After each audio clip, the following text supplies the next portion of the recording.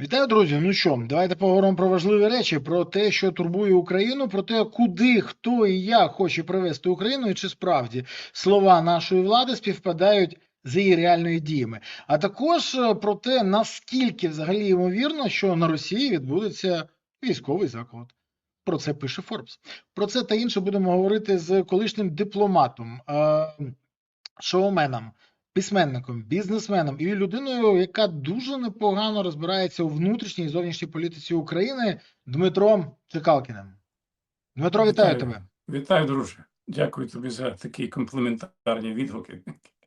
Я тільки назвав частину твоїх регалій, але скажи мені, будь ласка, от сьогодні Forbes вийшов з фактично підтвердженням того, про що писала раніше The Economist, Wall Street Journal і Washington Post. Це 100% не жовта преса. І вони пишуть, що найближчим часом у Росії може статися державний переворот.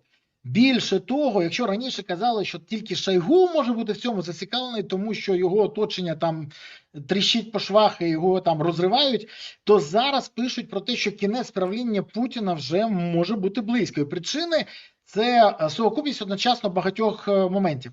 Це і удари по інфраструктурі, дефіцит палива, проблеми з мобілізацією та загострення внутрішніх криз, окремі внутрішні конфлікти, послаблення реального впливу Путіна і страх оточення Путіна, що він не вигребе.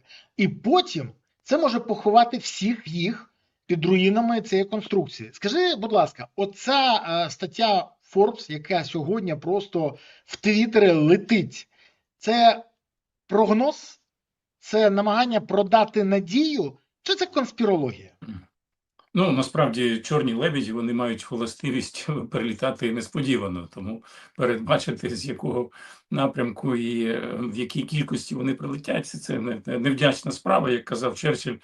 Заглядати в час війни занадто далеко, недалекоглядно. Хто ще за 3 дні до цього маршу Пригожина, хто міг передбачити, що його будуть зустрічати квітами по всій практично його трасі просування до Москви. Ну і дійсно на сьогодні соціологія російська, хоча і там ступінь відповідно недовіри велика до офіційної статистики, але тим не менше вона теж засвідчила, що 81% росіян за те, щоб негайно припинити війну. Якщо б вона припинилася сьогодні, то 81% тільки за. Тобто кількість тих, хто висловлює невпевненість, більше того, очікує подальше погіршення ситуації в економіці, критично там перевалило за 2/3 росіян. Тобто тут багато ще. От сьогодні наш колега Тарас Березовець, він виклав дуже деталізований цей аналіз цієї статистики. Вона свідчить, що ці зміни відбулись буквально за останні декілька тижнів, і цей сніжний ком, він продовжує катитися, і побачимо, до яких темпів якраз оця паливна криза призведе, тому що це насправді це яйце, вірніше, голка в яйці цього качика невмирущого, яку нарешті ми намацали, да, це той самий та сама ахілесова п'ята, на яку треба було насправді натискати ще 3 роки тому, коли ми не зрозуміли тоді, що не можемо прорвати ці лінії Суровікіна, то треба було далекобійними дронами переривати постачання, всі лінії постачання, всі цей суходольний коридор. Я багато разів за останні 3 роки постив, от в Твіттері є такий Курт Вудс, вінничанин, і він майже щодня постив фото, спокійно проїжджають буквально там 60 кілометрів від тоді звільненого Херсону, з берега, лівого берега, проїжджають кавалькади російської техніки. А чому? В нас тоді вже ж були і люті ці, вже розроблялися і інші дрони, на жаль. Я от декілька разів вже згадував за останні дні про те, як розформований був після Гуманської подорожі такий підрозділ військова частина 27-25, а так звана аеророзвідка, де були сконцентровані найкращі сили будівників українських дронів. Але так само, як зупинили ракетні всі програми, так само і розформували цей підрозділ. А потім, коли почали відновлювати, то отримували ж кошти не українські виробники з там, як той самий Моторсій, 120 років досвіду, чи той самий Луч, чи завод Антонова, де виготовлялись ті самі Ан-126 лютий. Чомусь підприємство, де були рекордні показники, я ж нагадую, що це був абсолютний рекордсмен, який перевищив по кількості виробленої авіатехніки такі гранди, як Боїнг, там Аеробус ще в 90-х роках. Але ж потім за часів Кучми, ми ж пам'ятаємо, що літаки Антонова почали збирати в Воронежі, а не в Святошино. Ну, тобто тут багато можна про це розповідати, але дійсно нам треба було набагато раніше робити те, що ми зараз нарешті почали робити. Я не маю ніяких заперечень. Єдине, що я хочу поставити запитаннячко уточнююче. Скажи мені, будь ласка, а тобі не здається, що от те, що відбувається зараз на Росії, це навіть не наслідки, ні. Це якраз ситуація, яка ну рано чи пізно, ми всі сподівалися на це, може статися завдяки тому, що закручують гайки. Саме закручують гайки, бо росіяни бояться говорити, заборонили соціальні мережі, пар не стравлюють, але найголовніше, що заборонили щось робити і говорити навіть тим, хто ну, не вважав себе холопами, а вважали власниками життя. От ти великі бізнеса і все інше. І тут ми бачимо, що їх почали рвати, і вони зрозуміли, що кормова база зменшилась, і вони стали частиною тої кормової бази, яку Кремль може сьогодні поглинути. То чи можуть ці люди, скажімо так, від переляку і небажання втрачати більше, стати дійсно рушійною силою, яка запустить якісь внутрішні процеси. Саме внутрішні. Бо ми ж, дивись, я пам'ятаю дуже добре з історії, саме коли читав, все вивчав, як відсторонювали Хрущова. Він був не в Москві в той момент. Просто офіційно він захворів. І все. І потім його тільки показали всім іншим, він навіть не міг покинути дачу. Чи може так статися зараз? Кейс Хрущова може бути реалізований? Я ж не кажу про табакерку, жовтий шовковий шарф. Ні, саме кейс Хрущова, бо він лежить на поверхні. Ні, я скорше робив ставки на цей шовковий шарфік і табакерку, тому що порівнювати все ж таки політбюро 60-х, де були самостійні фігури, і з тим, що відбувається сьогодні в оточенні Путіна. Ну там єдиний був мій старий знайомий, нещодавно покинув цей світ, Сергій Іванов. Так сталося, що він в мене на початку нульових замовляв розіграші на радіо своїй тещі, своїй там двоюрідної сестри. Навіть один колись там розіграш отримав золотий мікрофон в Росії, можна знайти навіть на YouTube, якщо набрати Чекалкін турист розіграш, подивитися цей розіграш. Так от, він же єдиний був в оточенні, який тоді не побоявся кинути виклик і не виступив на цьому ганебному засіданні Ради. На Радбезі, да, коли всі кричали так, молодець, так. Але давай відверто, він цим прирік себе на те, що його вигнали фактично з кремлівської тусовки. Так про це я кажу. Будь-яка мовчазна просто позиція, да, вона призводить до того, що цих людей прибирають з еліти, і тому очікувати внутрішній якийсь фронту всередині цього кооперативу «Озеро» я б не став. Вони настільки всі залежні, вони бояться поворухнути пальцем в якісь там ліву-праву сторону. Тобто я на це не робив жодних ставок. Хто там з якої сторони підступиться з цією табакеркою, то точно буде не наближені до найближчого кола. Ніяких таких от засідань, як були при Хрущові, ніхто й не буде його позбавляти офіційних його посад. Це абсолютно відірвано, на жаль, від реальності. Але те, що цей паровий котел може на певному етапі вибухнути, але що саме буде каталізатором, яка саме дія, і з якого боку цей чорний лебедь остаточно долетить до Путіна, ну, я б не робив ніяких прогнозів, але будемо тримати кулаки за те, щоб це здійснилося набагато швидше. Але ж ми тут пасемо задніх, знову ж таки, я повторюю, що замість того, щоб будувати цей телемарафет, скільки мільярдів гривень було витрачено на це абсолютно без недолугу цю пропаганду цього зеленого шапітолію. Краще було б якраз проводити операції психологічні в логові ворога. Зараз, між іншим, Телеграм засвідчили, що саме сьогодні активний інструмент впливу на свідомість росіян – це Телеграм, який вони намагаються там перекривати. Вже всі користуються тепер росіяни VPN-ом, це вже абсолютно практика. Але ж де наші активні спецоперації, які ми могли б проводити в всій царині, зокрема і користуючись цим сьогодні інструментом? Я не бачу нашої активності, хоча насправді ти наведу приклад мого проєкту «Яке кончене», який свого часу тричі був абсолютним рекордсменом по кількості переглядів в українському Ютубі. Свого часу ми, на жаль, рік тому його припинили, тому що те, що ми критикували і висміювали на російських реаліях, воно стало ще більш іноді актуальним для України. На жаль, це проблема. Але хочу звернутися зараз до наших глядачів. Друзі, а як ви вважаєте, наскільки вважаєте імовірним те, що буде внутрішня криза в Росії перетвориться в військовий заклад, в кремлівський переворот? Не знаю, напишіть зараз, буде або не буде. Я хочу подивитися, як ви налаштовані. Навіть тут не стільки вірю чи не вірю, і не сподіваюся, чи не сподіваюся, а чи усвідомлюєте ви можливість цього, чи не усвідомлюєте. Напишіть, будь ласка, буде це, не буде цього, буде це чи не буде. Подивимось, кого більше. Тож пишіть. І не забувайте, будь ласка, підтримати канал своїми вподобайками. Я сподіваюся, що ви вже поставили її. Якщо забули або там відволіклись, то поставте зараз. Ваші вподобайки потрібні каналу. Ми співпрацюємо з алгоритмами Ютубу, і так це працює. Я дякую вам, що ви активні і не пасивні. Дякую, що вже підписались, поставили вподобайку, прокоментували, поширили. І, до речі, напишіть ще одне в коментарях, звідки ви дивитесь цей ефір. Ви знаєте нашу традицію. Перекличка завжди повинна бути. Тому пишіть, звідки ви зараз спостерігаєте за нашою дискусією з Дмитром.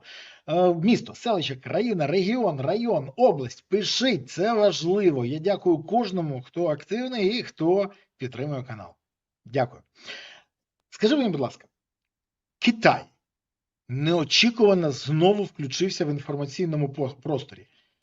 Китай терміново закликає Москву та Київ відновити переговори щодо припинення війни. Про це заявив Сун Лей, заступник посла Китаю в Організації Об'єднаних Націй. Давай відверто, там не буває ініціативи знизу. Команди в Китаї приходять зверху. Будь-яка заява по команді зверху. Тож це координовані дії з ЦК Компартією. Треба звернути увагу, що МЗС одночасно з цим випустив ще одну заяву. Китай та Україна – стратегічні партнери, ми будемо розвивати наші успішні відносини. А Сун Лей додав ще, що ми закликаємо до якомога швидшого припинення конфлікту. Ця заява відбулася після візиту Лукашенка до Пекіну.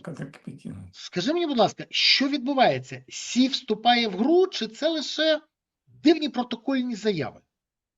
Співпадіння навряд чи таке можливо, що дві заяви впродовж 24 годин. Тобто це скоординовані дії, і вони на користь України. Нам треба якраз цим скористатися і отримати цей пас. І дай Боже, щоб в нас були сьогодні професійні гравці на нашій половині поля, для того, щоб цей м'яч скористатися ним і відіграти таку комбінацію, яка ще більше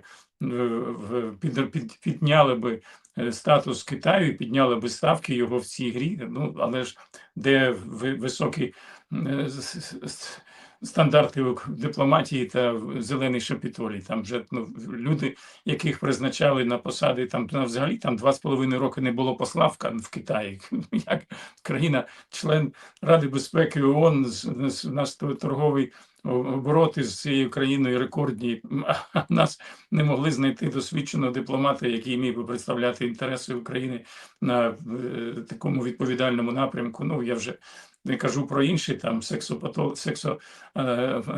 ці інструктори в країні, де найбільші запаси радянської зброї зберігаються в Болгарії, чи вже ці скандали з нашими дівчатами, які приходили з оголеними декольте і руками на прийоми в посольство в Омані, чи оголена модель, яка представляла інтереси України в Домініканській Республіці. Там демарш нещодавно ж був недаремно нашого посла на Кіпрі, який написав, я не пам'ятаю взагалі такого прецедента, коли повноважний надзвичайний посол України писав звернення на ім'я президента з проханням його звільнити саме через те, що відчував тиск нинішнього міністра щодо призначення людей з сумнівною біографією на посаду почесного консула. Ну, це взагалі така досить ситуація складна з цими почесними консулами. В нас цей інститут, і ми маємо його використовувати з огляду на недофінансування сьогодні звичайних наших дипломатичних представництв. Але ж треба ретельно перевіряти тих людей, кого ми призначаємо на ці посади, щоб потім це не вийшло не на користь, а на шкоду нашим інтересам. Але дивись, Китай, ну, давай так, завжди дуже обережно висловлюється. Ти як дипломат знаєш це дуже добре теж. Тут дві заяви. Ми зрозуміємо, не випадкові. Навіщо це Китаю зараз? І, до речі, вчорашня заява ще, що Китай визнає територіальну цілісність і суверенітет Білорусі. Ну, це гарантована Путіну відправка, це ж ми розуміємо. Але зараз по Україні вже. Чому Сі вирішив вступити в гру? Мені здається, це моє припущення. Ти можеш якби сказати, що може я правий або ні, не маю рації. Але мені здається, що Китай зараз починає грати в гру, коли показує, я справжній миротворець, американці не можуть цього досягнути, ми зможемо досягнути, консолідуйтесь навколо нас. І це така велика геополітична гра, може бути.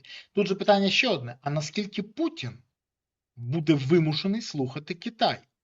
Чи він може ігнорувати? Хоча васал навряд чи свого феодала проігнорує, сюзерена. Але тут це дуже цікаво. Що скажеш з цього приводу? Така гіпотеза або версія має право на існування? Ну, є таке українське прислів'я «ласкаве теля двох маток ссе». Да? Тобто Лукашенко, ну, він намагався ще і скористатися трампівською такою Давай, не кажи, що він смоктав у кого, будь ласка, це окрема історія. Ні, маю на увазі симпатію Трампа до нього, тому що той неодноразово висловлював такі суперлативи по відношенню до батьки. Але ну, треба віддати там належне, він дійсно зміг таку модель збудувати, оскільки і Путін залежний від сьогодні нафтопереробних підприємств на території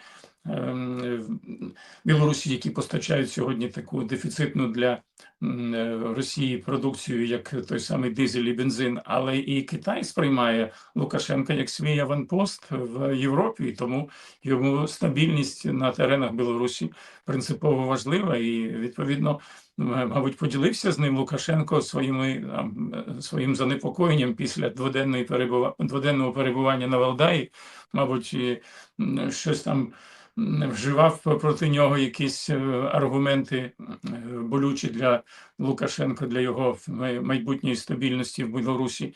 І це, відповідно, занепокоїли не тільки Лукашенко, але й Сі Цзіньпіня. Тоді вони так швидко на це відреагували.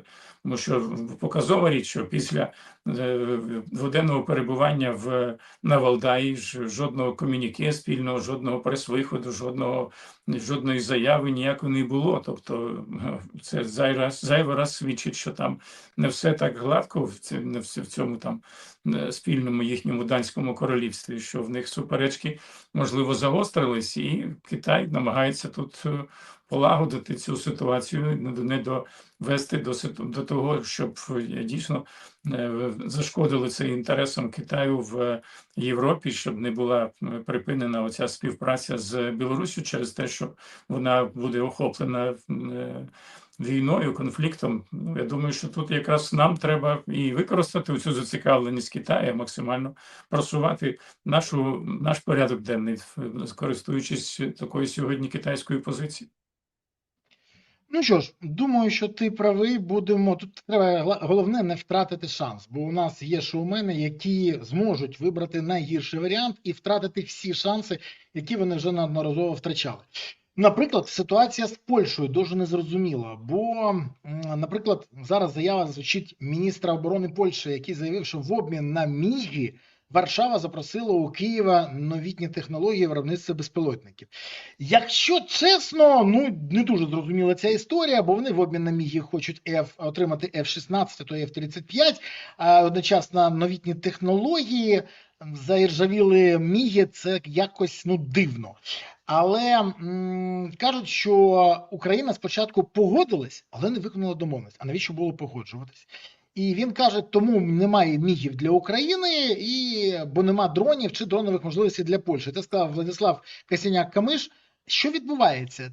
Це дійсно партнерські стосунки чи просто якась недовіра? Бо раніше казали, що Володимир Олександрович розповідають, ми їм дамо дрони, а вони їх проти нас використають. Це взагалі налазить на голову чи ні?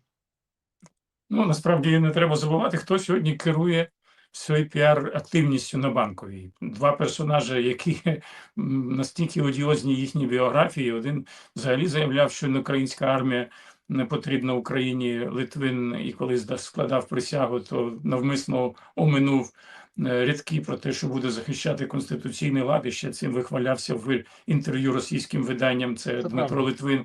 А інший так само вихвалявся, що він відпрацьовує завдання російських спецслужб, роздмухуючи суперечки і конфлікти між тими чи іншими національними громадами. Ну це ж його інтерв'ю достатньо просто прочитати. Воно ж досі в відкритому доступі. Його покійний активно тоді цитував пан Павло Шеремет. Я пам'ятаю, що він передрукував його на сторінках білоруського партизану.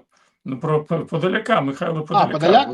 Ну так, в мене є спеціальний випуск моєї програми Soundcheck, так і називається «Who is Mr. Подоляк?». І там я цитую просто буквально, він каже, я тут в Києві, ну він же сам приїхав з Білорусі, але в Києві знайшов тоді, завдяки зусиллям, я так розумію, свого брата, вже покійного, якому там вінки ГРУ приносить на могилу, як співучаснику захоплення Криму.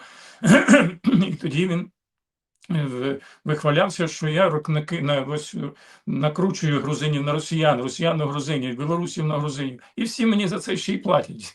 Ну і така ж сама ситуація. Я не здивуюсь, якщо свого часу дізнаємось, мені надіслали, я не встиг просто прочитати один з моїх дописувачів розслідування, яке провели польські тепер журналісти, що не тільки тут з нашого боку була якась зацікавленість, росіяни просували інтереси цього конфлікту з Польщею, але і з боку наближених кіл до польського президента були якісь посили від російських засобів масової інформації, які ситуацію це спеціально нагнітали і розкручували. Тобто і так само, як це було 14 років тому, коли, ну, нагадаю, в нас тут на Володимирській ціле крило займали тоді офіцери ФСБ російського і служби зовнішньої розвідки. Тому не дивно, що тоді Михайло Подоляк так вихвалявся своєю співпрацею, але ж тепер це просто він відпрацьовує комбінацію на більш, так мовно кажучи, вишукану, ніж у Януковича. Янукович просто припинив, тоді не підписував нашу угоду про асоціацію з Євросоюзом, а Зеленський з Подоляком, їм набагато вигідніше зробити це руками, ну, такої проросійськи налаштованих сил ну, чи там ситуативних, так скажемо, партнерів росіян в Східній Європі, чи то в Словаччині, чи в Угорщині, чи в Польщі. Ну і навіть в чеського можна згадати сьогодні прем'єра, який вставляє палки в колеса співпраці України з країнами Західної Європи. Тому і напевно Зеленському буде вигідно потім сказати, в мене руки, дивіться, чисті, я до цього не дотичний. Це все вони ж тепер нам не дозволяють приєднатися до Європи. Ну, а якщо немає євроінтеграції, немає і відповідних законодавчих актів, які б передбачали б боротьбу з корупцією, відповідно, немає усталених норм демократії, немає свободи слова, ну і зрештою немає виборів, які так настільки невигідні сьогодні Зеленському. Ми ж розуміємо, що він в цій ситуації головний, повторююсь, вигододобувач. Його рейтинги завдяки російському повномасштабному повномасштабного вторгнення підняли з 19 до 90%. Необмежений ресурс він отримав західної допомоги, який може розкрадати, продовжувати сьогодні користуватися цим каналом. Став на західних всіх майданчиках великим сьогодні героєм Черчиллем, хоча абсолютно недоречне порівняння, це дійсно видатною історичною постаттю. Ну і головне для нього, що користуючись цим воєнним станом, може безкінечно подовжувати свої термін перебування на посаді верховного головнокомандувача і верховного дипломата.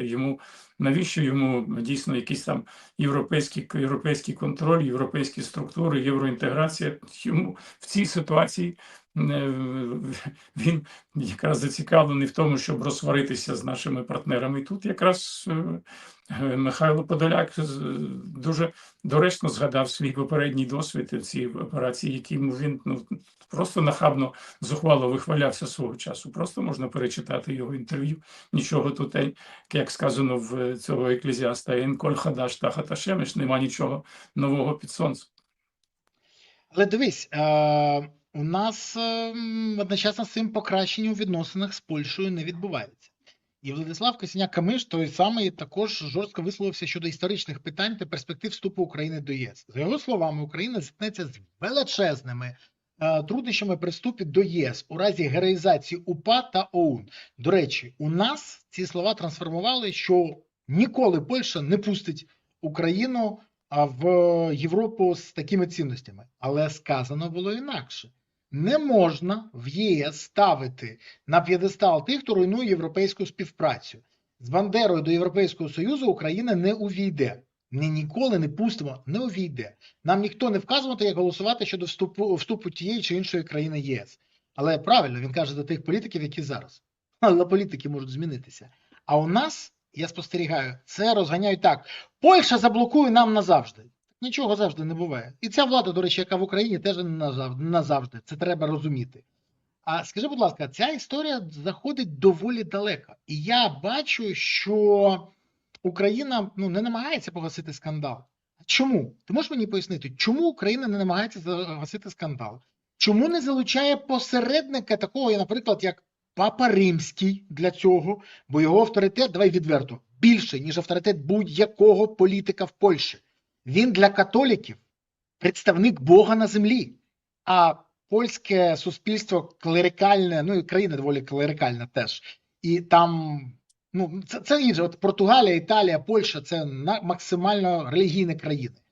А може і українській владі не треба, щоб Україна стала частиною ЄС, бо це загроза представникам нашої влади, що, по-перше, придеться відповідати, по-друге, навіщо їм виконувати всі ці забаганки, боротися з корупцією, посилувати можливості НАБУ і САП.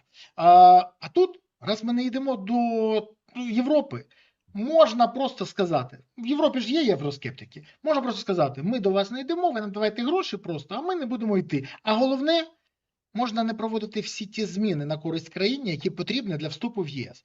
Чи це виключно, ні, не може такого бути, це виключно таке, конспірологія? Я практично трохи іншими словами, але це буквально сказав 5 хвилин тому, що Зеленський зацікавлений в збереженні цього статус-кво. Гроші надходять, вимоги до демократизації нашого простору політичного, вони, якщо і висловлюються, то пошепки. Ніхто критичних таких серйозних висловів дозволяє собі до нашого героїчного Бонефтіка.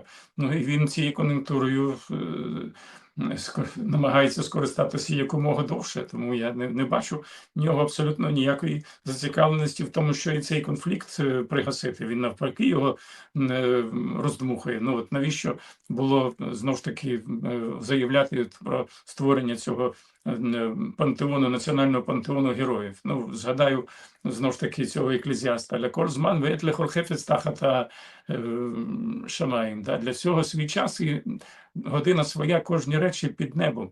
Не треба зараз, коли це питання настільки загострене, що продовжувати олії доливати туди в це полум'я і працювати на користь наших ворогів. Ну, навіщо таким одіозним персонажам, як Верещук, дозволяти керувати цією справою? Вона абсолютно незрозумілих причин ініціювала перепоховання Андрія Мельника, яке збудило так суспільство. Тепер другий раз за рік відкривають бюст Мазепі.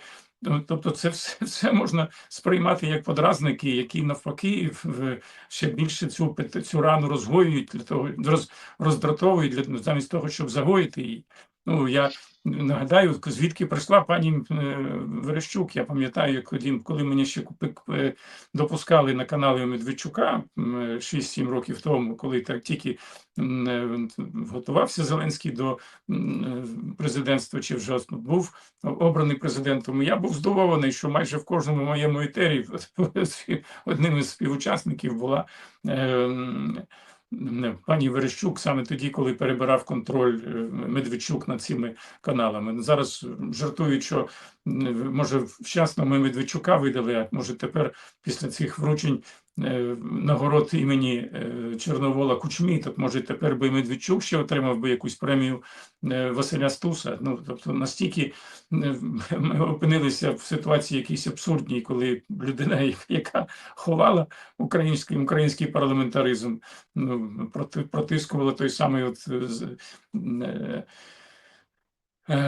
варіант Конституції, який зараз Штілерман хоче нам повернути, з повноваженнями президента необмеженими, і саме їй вручають нагороду за утвердження парламентаризму. Ну, тобто настільки дичина якась відбувається в стінах українського парламенту, а люди ж там стоять у вишиванках і аплодують цьому. На жаль, керують сьогодні цими процесами люди, яких на кілометр не можна було підпускати. Ну, я ж нагадаю, з такою репутацією, як той самий Литвин, Подоляк чи Верещук, але ж саме цей антимайдан сьогодні керує країною. Дивись, мені деякі злі язики з Банкової кажуть, що одна з ідей, геніальних ідей, які є сьогодні на Банковій, це негайно оцей пантеон героїв, які вони хочуть створити на своє уявлення, але... До речі, погратися в те, що колись грався Кучма, пам'ятаєш, коли Кучма намагався зліпити собі імідж справжнього бандерівця. Був такий момент, його підтримувала тоді Львівщина. Так от, вони хочуть зараз перепоховати одного з командирів УПА на прізвище Савур. Це людина, яка якраз і очолювала так звану Волинську трагедію з боку УПА. І, ну, скажімо, ну, ми ж розуміємо, на це поляки відреагують гарантовано. Абсолютно. І якщо це не підкидання багаття в цій ситуації, я просто чекаю, коли, а я розумію, що поляки це можуть зробити, вони скажуть, Жешов зачинається на ремонт. Це, там дороги розбиті, нічого не можемо робити. А ще я бачу, як зараз росіяни б'ють по зерновому коридору і намагаються робити нам чорноморську блокаду. А далі нам скажуть, а зерно як? Через Угорщину маю сумніви. Через Румунію, ну там дуже складна ця перекидка через Констанцу. А через Польщу як вести? І от в мене відчуття, що хтось навмисно, дуже обережно, маленькими штрихами підводить це до конфлікту, не намагаючись це погасити. Дивись, хоч перепоховання без проблем. Не зараз, пізніше, коли всі питання будуть вирішені. А питання конфлікту можна вирішити завдяки Папі Римському. До нунція не зверталися. Це підтверджена інформація. Стає все більше запитань. А чому? Невже те, що лежить на поверхні і може швидко вирішити проблему, так не потрібно Зеленському і його оточенню? Бо якщо завтра буде загроза, вони будуть що, з ракою в милі бігати і шукати Папу Римського, а він в той час може не змогти. Ну, це дійсно ситуація. Це ж не так, що щелчком пальцями і прибіг сюди. Ну ні, так не буде. То в мене до тебе запитання, як людина, яка працювала в дипломатії, хіба це не створює нам проблеми? Хіба не потрібно зараз навпаки тушити це і навпаки не підкидати багаття в це полум'я, яке запустили польські популісти, до речі, такі, як і наші українські, але так. Польські популісти. Хіба це не треба зараз мінімізувати? Ну, лежить же на поверхні. Ну, з часом, нарешті, ми зможемо дізнатися, да, на нічого таємного ще не стало би явним, хто саме там за мотузки ці смикав, тому що я от згадую знову ж таки своєї практики дипломатичної, як в 2007 році, напередодні візиту Ющенка, тоді офіційного державного візиту до Ізраїлю, буквально за 3 тижні до того нагородили Шухевича орденом Героя України, зіркою Героя України. І це викликало велике обурення, ледь не зірвали візит, але скасування візового режиму між країнами затрималося аж на 5 років. Тому тільки після того, як потім вже при Януковичі позбавились через суд і Шухевича, і Бандеру цього звання, тоді Ізраїль зголосився, да, і скасували ці візовий режим між нашими країнами. Тобто тут треба настільки бути... потім вже ніхто нічого не питав. Все, пройшло, час пройшов. Можна використати. Так. Для всього свій час. Ти ж про це кажеш. Так я ж про це, це і сказав, що треба. Ситуація. І що ти абсолютно правий, що треба долучати було настільки авторитетних для польської громади діячів, як керівники Ватикану. Дійсно, цього часу це абсолютно був рекорд, коли в 81-му році в розпал такого громадянського практичного протистояння в Польщі саме візит Павла І вгамував пристрасті, і тоді на хвилиночку на зустріч прийшло 10 мільйонів поляків. Це абсолютно рекорд взагалі за всю історію сучасної Європи, коли на публічному заході була присутня така кількість вірян, і вони ж дійсно з величезною повагою і довірою ставляться до цієї інституції. І нам треба було б цим скористатись, тим більше, що в нас в Україні зараз посилюється. От я представників багато, між іншим, в нашому навіть блогерському середовищі. Світлана Самарська, так активна, наша така зірочка-блогерка, вона якраз римокатоличка, і в неї дуже потужна громада в Житомирі, яка підтримує її, які могли теж надіслати свої представників, свої делегації до Папського престолу і просити про посередництво. Але ж де тут якісь вишукані ходи нашої дипломатії, де зелений шапіторій повторює? Дивись, ти це розумієш, я це розумію, я це пропоную, а влада ігнорує. Мені здається, що це не випадковість і не збіг обставин. Друзі, а напишіть, будь ласка, в коментарях, як ви вважаєте, варто залучати папу римського чи не варто? Напишіть, варто чи не варто. Це важливо. Тому що, відверто, я вважаю, що це може врятувати всю ситуацію і взагалі переграти всю історію по повній. Бо, скажімо так, йти проти церкви, проти Римського престолу, в Польщі не ризикне не то, що політик, навіть маргінали, повірте мені. Це така базова історія для поляків. Напишіть, як ви вважаєте. Просто цікава думка наших глядачів, а ми зараз подивимось, порахуємо. Дивись, але давай повернемось до наших питань. Банкова живе виборами. На жаль, вибори в голові постійні. Навіть обговорюють цю історію, що можна провести вибори одночасно з росіянами.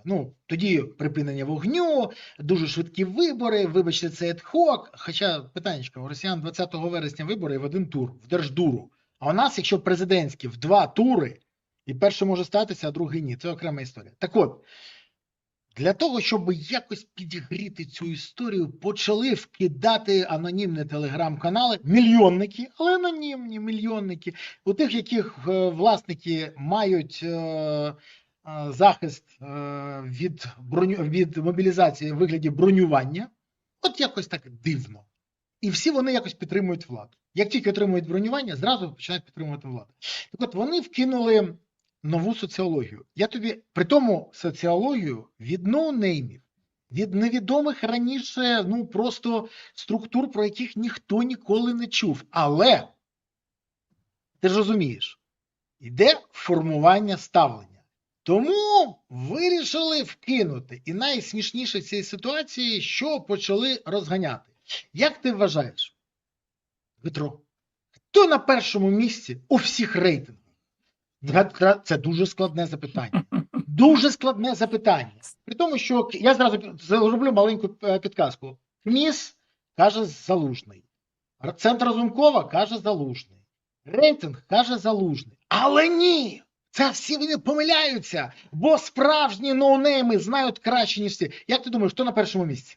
Ну, це питання з 3 зірочками, але я спробую дати на нього відповідь. Ну, Це наш найвеличніший, бо не втік бінго! Янукович. Бінго! Я тобі покажу моделювання президентських виборів. Це потужна і незламна історія. На першому місці Володимир Зеленський. І щоб ніхто не думав, в нього 30, я не жартую, 32,3%. Ну, якщо врахувати, що 67% хочуть негайно змінити, а там ще половина не знають як, це дуже смішно виглядає. Далі, звісно, Залужний вдвічі менше. Вдвічі, щоб всі розуміли. Ну, а найцікавіше, що на першому місці моделювання парламентських виборів теж це розуміння, з 22% партія «Слуга народу» від Володимира Зеленського. Слушай, я все розумію, невже вони вважають, що люди дебіли? У мене тільки одне. Бо назва цього дослідження агентства «Перша рейтингова система». Ніхто не знає, хто це, що це, але вони почали зразу топ-5 кандидатів. На першому місці Зеленський, потім, уважно, це так і цитують, потім Буданов, Залужний, Порошенко і Терехов. Попри те, що навіть в них Залужний, вони пишуть, що вони на другому місці. Намагання мінімізувати як завгодно. Скажи мені, будь ласка, що це відбувається? Вони геть поплавились, чи може це літня спека так впливає на мозгові здібності нашої влади? Ну, цікаво, зараз другий раз відкриває погруддя Мазепи. В минулому році там всередині храму, тепер на вулиці відкрив. Зеленський користується цією нагодою. А він знає взагалі історію Мазепи і Зеленського? От мені цікаво. Зеленський той шляхтич, якого батько. Розкажи, це дуже цікава історія. Розкажи це. Дійсно, завдяки саме перемозі над Зеленським, таким шляхтичем, якого викликав на двобій батько Івана Мазепи. Він переміг Яна Зеленського, польського шляхтича. Степан Мазепа, да, він викликав на двобій. Просто вбив. І через те, що він до того вже заручився з тією дівчиною, яку образив оцей Зеленський, да, шляхтич Зеленський, а вона вже була вагітна, і тому дозволили йому не бути покараним. Да, він тоді не тільки не зменшив свій авторитет, але підняв свій авторитет як шляхетна людина, яка захищає честь жінки, тоді майбутньої своєї дружини, тому і відповідно підняв свій авторитет в очах всього тодішнього середовища. Да? Так от відкриває Зеленський пам'ятник, погруддя Мазепи вже другий рік поспіль, але ж ми пам'ятаємо цю его промову, какая разница, какие стоят памятники и какая разница, как названа улица. Главное, чтобы она хорошо была заасфальтирована и освещена. Так от я нагадую, що текст цієї промови писали випускниці нашого інституту, яка навчалася на кафедрі військової психології. На кафедрі у нас на факультеті спецпропаганди вчилися тільки чоловіки. У нас був спеціальний такий факультет для дівчат. А сьогодні вона професор кафедри психології Московського університету імені Ломоносова. І вона вихвалялася серед наших випускників, і мені надсилали свого часу посилання на неї. Але не можу зараз знайти, на жаль, тому що зусиллями спільними російськими і українськими, да, мій публічний профіль в Фейсбуці, де там 700 тисяч майже було підписників, свого часу його заблокували, як і профіль в Інстаграмі, тому не можу, на жаль, знайти цей канал комунікації з нашими випускниками, де вони точно писали її прізвище. І сьогодні можна було перевірити, чим вона досі займається в цьому університеті. Але я не здивуюсь, якщо ті самі люди, які слухали, вірніше, курс військової психології, вони користуються цими настановами. І, зокрема, добре пам'ятаємо, що в військовий час ми ще дивувалися, чому є звичайна психологія, військова психологія, такий був курс, що в військовий час пластичність психіки людської ще збільшена, і ще більша кількість людей піддаються цьому навіюванню. Да? Там був коефіцієнт вміняємості, такий був термін, там, да? Гіпнабельності, внушаємості, да? Коефіцієнт внушаємості, гіпнабельності. І йому піддається до 80% реципієнтів цієї пропаганди. І головне навіть не стільки якість того чи іншого меседжу, чи іншої там пропагандистської формули, а головне максимальна частота використання для того, щоб бомбардувати цими мислівірусами психіку реципієнтів цієї пропаганди. Тому і я не здивуюся, якщо зараз будуть тиражувати ці дослідження на всіх помийках Банкової, ну і можливо і долучаться якраз і колеги з російського боку теж будуть підспівувати цим даним цих соціологічних досліджень. Тому нічого тут для мене нового немає. Якщо 83% свого часу повірили, що в нас тут всі в керівництві України укронацисти, російські реципієнти путінської пропаганди, то не здивуюся, якщо і підвищиться дійсно рівень тих, хто проковтне цю наживку, да, і буде дійсно вірити, що у Зеленського зростає рейтинг. Але я реально таких людей в реальності ніколи вже за останні півроку точно не зустрічав. А я вірю. Я тобі навіть зараз доведу, що я правий. Я вірю, що рейтинг Зеленського зростає, бо вже 74% вірять, що саме Зеленський несе відповідальність за корупцію в Україні. А ще нещодавно було значно менше. І кількість цих людей була, зараз собі скажу, щось в районі 40%, а зараз 74%. Тому вірю, що рейтинг в нього зростає. Правда, не той, який він хоче. Це правда. Бо, от, наприклад, люди не вірять взагалі в те, що відбувається. Люди бачать, що відбувається, і в них просто їх плавить від цього. Ти сьогодні не спостерігав, як Микола Мідбол Тищенка, раніше він був до зміни Поганяла, він був Котлета, а став Мідболом, тому що це більш благородно. Так от, він сьогодні виступав в Верховній Раді. Ти не дивився цей виступ? Я бачив тези, да, що це такий. Але теза це неймовірно. Я зараз зачитаю нашим глядачам. Друзі, це варт вашої уваги. Але перед тим, як я буду це робити, будь ласка, поставте вподобайки, підпишіться, прокоментуйте, поширте.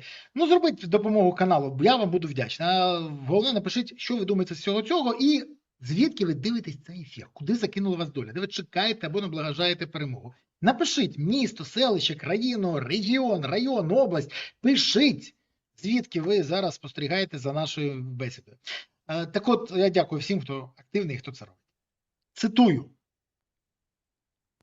НАБУ залучає депутатів поряд 200 нардепів. Так і не зрозуміло, що значить залучає. Це вони отримати повинні підозри в корупцію. То може красти не треба, хоча він перерахував майже всіх, якщо 200 там це Слуга народу та ОПЗЖ. Конституція забороняє вплив різних гілок влади одна на одну. Це він батон крошає на президента? Що, щоб зрозуміти? Бо інакше це не сприйняти. Все це робиться, щоб проголосувати закони про посилення НАБУ і САП. І це каже та людина, яка голосувала за прибирання незалежності НАБУ і САП. Віддала голоси за це і розповідала, що не треба повертати електронне декларування, бо це все Росія хоче зробити. Далі, це найцікавіше. Друзі, я хочу, щоб ви зараз зрозуміли. Це треба, сядьте, от як мого крепніше. Це вся змова наркокартелів. Союзник НАБУ має мережу кол-центрів, через які розповсюджує наркотики. Це питання. Я навіть не можу це прокоментувати. Я не знаю, як це коментувати відверто. І він це заявив все після того, як отримав чергову підозру в корупції за кришування, намагання кришувати кол-центри, коли він, пам'ятаєш, це аудіо всі слухали. Я хочу единичку, а не половинку. Я лимон хочу. В мене, до речі, гроші він таки не отримав. А от підозра до нього прилетіла. І він вийшов і почав. Там йому ще легалізацію 12 мільйонів гривень, там багато чого. Скажи, будь ласка, що це відбувається? Вони всі вважають, що навколо всі дебіли, чи це єдиний варіант сподівання, що хоч дурні об'єднаються навколо одного Мідбола? Що це таке? І взагалі, вчора, ти бачив, Тищенко, підозра в корупції, Скороход, вибач. Скороход, справа передана до суду. Цей з ОПЗЖ. Кузьміних арешт отримав. З ОПЗЖ теж там один. От ти будеш сміятися, він там Сталіна Ленович чи Лена Насталєвич якийсь там, це дуже смішно. Але от все це в один день, і тут виходить Коля і каже, це все змова наркокартелів. Під впливом чого? Яких речовин можна взагалі про це казати? І хто? Коля? Ну, Коля Оболонський, якому навіть присвячена глава в книзі «Київ кримінальний». Ну, людина, яка, ну що він верзе? Він хоч якось зв'язаний ще з реальністю, чи це все запоплавлено? І кум Єрмака, коли починає розповідати про наркокартелі і кол-центри, якими контролює НАБУ, в мене тільки одне запитання. Як ти вважаєш, чи потрібно на законодавчому рівні подати ініціативу про необхідність перевірки психіатричної і наркологічного стану кандидатів, ну бажано і ті, хто зараз в парламенті, всіх, і не тільки в парламенті, всіх представників, хто йде на виборчі позиції. Президент, депутати, мери, всі, хто йде на виборчі посади, повинні йти. Всі конкурси. Наркоман, ідіот чи здорова людина. От треба чи ні? От я після сьогоднішнього виступу я вважаю, що це просто для мене це must have. Ну, багато хто мене запитує, знаєш, чому ти такий хейтер Зеленського, цього крав 95. Я кажу, хлопці, якщо б ви, як я в 11-му році 2 ночі не спали і викликали санітарів в готелі Ялта Інтурист на поверсі, де вони бешкетували до 4 години ранку, і тільки це масивне тіло Юзіка змогло їх придушити до підлоги, щоб зупинити їх. Це їхній цей пердімонокль, да, коли вони, не хочу повторювати, що вони кричали з балкона там під впливом цих речовин, які розширюють свідомість. Кажу, то ви б, мабуть, розуміли чудово мій настрій, і тому я і настільки вимогливо ставився до цих аналізів і казав, що якщо б один хлопчик попісяв баночку, я вже не кажу про те, що здав би нігті і волосся, він же тільки кров здав, з якої там, як відомо, випаровується кокаїн за 48 годин. Так от, якщо б попісяв баночку один раз, хоча б ми б не мали сотні тисяч жертв кращих синів українського народу. Ну, але ж тоді ця українська мас-медіа спустили це на гальмах. В мене якраз і претензії до тих наших чесних журналістів, які так з закоханими очима дивилися, коли Зеленський казав, що ніколи.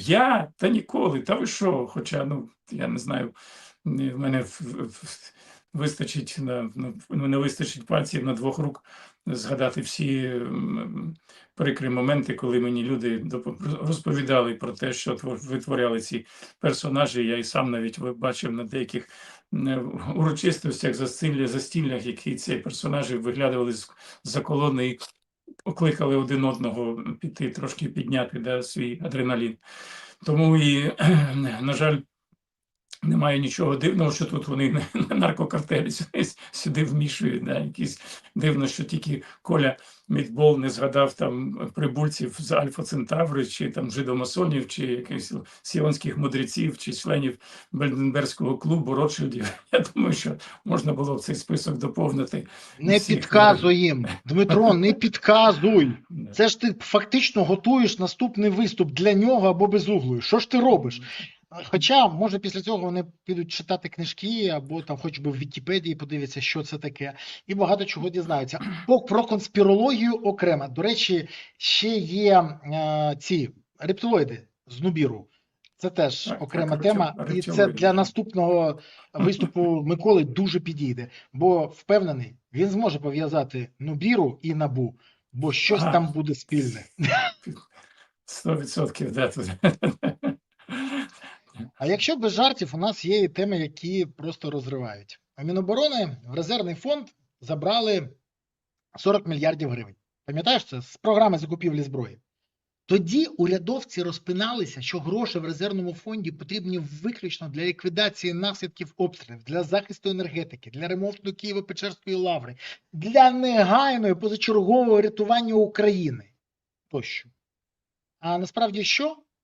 Володимир Ар'єв виклав документи про розпорядження Кабінету міністрів 628-Р від 24.06.26 на кешбеки На єбачки виділили з резервного фонду ще додаткових 799,2 мільйона гривень. Майже 800 мільйонів гривень, на які можна було б купити зброю, дрони, реби, рери.